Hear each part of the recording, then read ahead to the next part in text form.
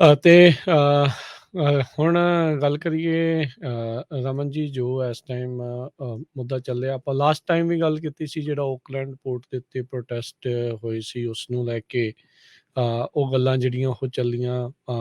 ਹੁਣ ਦੇਖੋ, ਕੋਈ AB5 ਦੇ ਹੱਕ ਦੇ ਵਿੱਚ ਜਾਂ ਅਗੇਂਸਟ ਉਹ ਹੋ ਸਕਦਾ ਹੈ, ਵੀ ਕਿਸੇ ਨੂੰ ਸੋਚਦਾ ਹੋਵੇ, ਕੋਈ ਕਹਿੰਦਾ ਵੀ ਇੰਨਾ ਫਾਇਦਾ ਹੈ, ਕੋਈ ਸੋਚੇ ਵੀ ਉਸ ਦੇ ਨੁਕਸਾਨ ਆ। ਉਸ ਦੇ ਖਿਲਾਫ ਪਰ ਪ੍ਰੋਟੈਸਟ ਕਰਨ ਦਾ ਹੱਕ ਹਰ ਇੱਕ ਨੂੰ ਹੈਗਾ ਆ, ਵੀ ਉਹ ਪ੍ਰੋਟੈਸਟ ਕਰ ਸਕਦੇ ਆ। ਓਕਲੈਂਡ ਪੋਰਟ ਦੇ ਵਿੱਚ ਉੱਥੋਂ ਦੇ ਡਰਾਈਵਰਸ ਆ, ਉਹਨਾਂ ਨੇ ਪ੍ਰੋਟੈਸਟ ਜਿਹੜਾ ਉਹ ਕੀਤਾ। ਕੱਲ੍ਹ ਵੀ ਆਪਾਂ ਸ਼ਾਮ ਨੂੰ ਇਸ ਦੇ ਉੱਤੇ ਗੱਲਬਾਤ ਜਿਹੜੀ ਉਹ ਕੀਤੀ ਸੀਗੀ। ਪ੍ਰੋਟੈਸਟ ਕਰਦੇ ਕਰਦੇ ਹੁਣੇ ਜਿਹੜੀ ਖਬਰ ਆ ਰਹੀ ਆ, 5 ਜਿਹੜੇ ਉੱਥੋਂ ਦੇ ਡਰਾਈਵਰਸ ਹੈਗੇ ਆ, ਜਿਨ੍ਹਾਂ ਨੇ ਪ੍ਰੋਟੈਸਟ ਦੇ ਵਿੱਚ ਹਿੱਸਾ ਲਿਆ ਸੀ, ਉਹਨਾਂ ਖਿਲਾਫ ਲਾਸੂਟ ਦਰਜ ਕੀਤਾ ਹੈ, ਤੇ ਨਾਲੇ ਉਹਨਾਂ ਖਿਲਾਫ ਟੈਂਪਰੇਰੀ ਰਿਸਟ੍ਰੇਨਿੰਗ ਆਰਡਰਸ ਦੀ ਵੀ ਜਿਹੜੀ ਉਹ ਹੁਣ ਓਕਲੈਂਡ ਪੋਰਟ ਨੇ ਤੇ ਨਾਲ ਦੇ ਨਾਲ ਜਿਹੜੀ ਸਿਟੀ ਆਫ ਓਕਲੈਂਡ ਆ, ਉਹਨਾਂ ਨੇ ਉਸ ਦੀ ਉਹ ਮੰਗ ਕਰ ਲਈ ਆ। ਸੋ ਇਹ ਤਾਂ ਹੁਣ ਇਦਾਂ ਲੱਗ ਰਿਹਾ ਆ ਰਮਨ ਜੀ, ਵੀ ਗਾਂ ਤੋਂ ਕੋਈ ਪ੍ਰੋਟੈਸਟ ਨਾ ਕਰੇ। ਇਹ ਡਰਾਉਣ ਵਾਲਾ ਕੰਮ, ਧਮਕਾਉਣ ਵਾਲਾ ਕੰਮ ਚੱਲ ਰਿਹਾ। ਨਹੀਂ ਜੀ, ਇਹ ਜਿਹੜਾ ਬਿਲਕੁਲ ਸਹੀ ਗੱਲ ਹੈ ਕਿ 4 ਜਣਿਆਂ ਦੇ ਖਿਲਾਫ ਜਿਹੜਾ ਇਹ ਜਿਹੜਾ ਸੀਗਾ ਲਾਸੂਟ ਹੋਇਆ ਸੀਗਾ, ਉਹਨਾਂ 'ਚ ਇੱਕ ਆਪਣੇ ਪੰਜਾਬੀ ਹੈਗੇ ਆ ਤੇ 3 ਆਪਣੇ ਜਿਹੜੇ ਆ ਉਹ ਅਦਰ ਜਿਹੜੇ ਮੂਲ ਦੇ ਲੋਕੀ ਹੈਗੇ ਆ। ਸੋ ਓਨਰ ਆਪਰੇਟਰ ਸੀਗੇ ਚਾਰੇ ਜਣੇ ਇਹ। ਸੋ ਕੰਪਨੀ ਓਨਰ ਜਾਂ ਓਨਰ ਆਪਰੇਟਰ ਹੈਗੇ ਆ, ਤੇ ਇਹਨਾਂ ਦੇ ਖਿਲਾਫ ਜਿਹੜਾ ਆ ਉਹ ਜਿਹੜਾ ਰਿਸਟ੍ਰੇਨਿੰਗ ਆਰਡਰ ਜਿਹੜਾ ਸੀਗਾ ਉਹ ਮੰਗਿਆ ਗਿਆ ਸੀਗਾ ਕੋਰਟ ਵੱਲੋਂ, ਇਹਨਾਂ ਦੇ ਆਪਣੇ ਕੋਰਟ ਆਫ ਓਕਲੈਂਡ ਵੱਲੋਂ ਤੇ ਸਿਟੀ ਆਫ ਓਕਲੈਂਡ ਤੇ ਆਪਣੇ ਜਿਹੜੀ ਅਲਮੀਰਾ ਕਾਊਂਟੀ ਆ ਉਹਨਾਂ ਦੇ ਵੱਲੋਂ। ਸੋ ਪਰ ਅਨਫੋਰਚੂਨੇਟਲੀ ਜਿਹੜਾ ਪਹਿਲੀ ਛੋਟੀ ਜਿਹੀ ਵਿਕਟਰੀ ਜਿਹੜੀ ਮਿਲੀ ਸੀ ਉਹ ਸੀਗੀ ਕਿ ਅਗਸਤ 1 ਨੂੰ ਜਿਹੜਾ ਜੱਜ ਹੈਗੇ ਆ, ਜੱਜ ਸਾਹਿਬ ਨੇ ਉਹਨੂੰ ਕਹਿ ਦਿੱਤਾ ਸੀਗਾ ਕਿ ਮੈਨੂੰ ਹੋਰ ਸਮਾਂ ਚਾਹੀਦਾ ਇਹਨੂੰ ਦੇਖਣ ਵਾਸਤੇ। ਸੋ ਉਹ ਇੱਕ ਸਟਾਪ ਲੱਗ ਗਿਆ ਸੀਗਾ। ਕੱਲ ਇਹਦੇ ਤੇ ਫੈਸਲਾ ਆ ਗਿਆ। ਜੱਜ ਜਿਹੜੇ ਆਪਣੇ ਹੈਗੇ ਆ ਉਹਨਾਂ ਨੇ ਡਿਕਲਾਈਨ ਕਰਤਾ ਕਿ ਇਹਦੇ ਤੇ ਉਹਨਾਂ ਨੇ ਗ੍ਰੈਂਟ ਨਹੀਂ ਕਰਨਾ ਰਿਸਟ੍ਰੇਨਿੰਗ ਆਰਡਰ ਜਿਹੜਾ ਆ। ਸੋ ਜਿਹੜਾ ਰਿਸਟ੍ਰੇਨਿੰਗ ਆਰਡਰ ਉਹਨਾਂ ਨੇ ਮੰਗਿਆ ਸੀਗਾ, ਕਿਉਂਕਿ ਬੇਸਿਕਲੀ ਜਿਹੜੇ ਜ਼ੂਮ ਦੇ ਉੱਤੇ ਜਿਹੜੀ ਕੋਰਟ ਕੇਸ ਸੀਗਾ ਉਹ 3 ਹਫ਼ਤੇ ਪਹਿਲਾਂ ਅੱਗੇ ਮੂਵ ਕਰ ਦਿੱਤਾ ਗਿਆ ਸੀਗਾ, ਜਿਹੜਾ ਕਿ ਪਹਿਲਾਂ ਸੈਪਟੈਂਬਰ 26 ਨੂੰ ਉਹਦੀ ਡੇਟ ਸੀਗੀ, ਤੇ ਫਿਰ ਉਹ ਰੀਸਕੈਜੂਲ ਕਰਕੇ ਅਗਸਤ 1 ਨੂੰ ਕਰ ਦਿੱਤਾ ਗਿਆ ਸੀ। ਤੇ ਉਸ ਜ਼ੂਮ ਦੇ ਉੱਤੇ ਜਿਹੜੀ ਕੋਰਟ ਡੇਟ ਹੋਈ ਸੀ, ਤੇ ਉਹਦੇ ਵਿੱਚ ਇਹ ਦੱਸਿਆ ਗਿਆ ਸੀਗਾ ਕਿ ਜਿਹੜਾ ਪ੍ਰੋਟੈਸਟ ਹੈਗਾ ਇਟਸ ਨੋ ਲਾਂਗਰ ਇਨ ਦੇਅਰ। ਉੱਥੇ ਜਿੱਥੇ ਵੀ ਉਹ ਉਹਨਾਂ ਦੀ ਸੇਫ ਉਹਨਾਂ ਨੂੰ ਜਗ੍ਹਾ ਦਿੱਤੀ ਗਈ ਆ, ਉੱਥੇ ਹੀ ਪ੍ਰੋਟੈਸਟ ਚੱਲ ਰਿਹਾ ਹੈਗਾ, ਕੋਈ ਬਲੌਕ ਨਹੀਂ ਕਰ ਰਿਹਾ ਹੈਗਾ। ਸੋ ਇਹਦੇ ਵਿੱਚ ਰਿਸਟ੍ਰੇਨਿੰਗ ਆਰਡਰ ਲੈਣ ਦਾ ਕੋਈ ਮਤਲਬ ਨਹੀਂ, ਕੋਈ ਤੁਕ ਨਹੀਂ ਬਣਦੀ ਹੈਗੀ।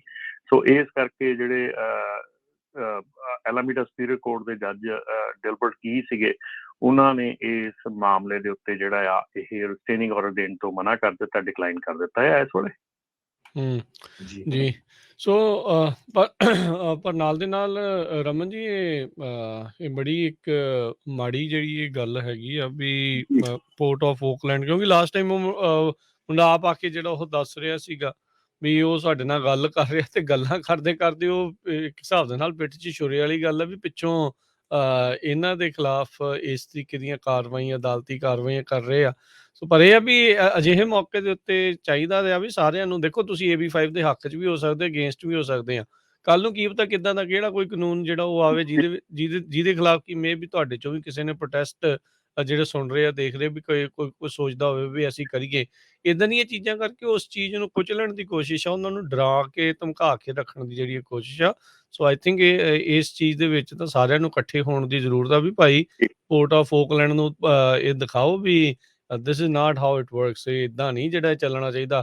ਪੰਜਾਬ ਵਿੱਚ ਤਾਂ, ਇੰਡੀਆ ਵਿੱਚ ਤਾਂ ਸੁਣਿਆ ਸੀ, ਹੁਣ ਇੱਥੇ ਤੁਸੀਂ ਇੱਦਾਂ ਕਰੋਗੇ, ਜਿਹਦਾ ਪਹਿਲਾਂ ਅਮੈਂਡਮੈਂਟ ਹੀ freedom of speech, freedom of expression ਜਿਹੜੀ ਉਹ ਆਖਦੀ ਆ, ਤੇ ਇਹ ਗੱਲ ਨਹੀਂ ਇੱਥੇ, it's not going to fly.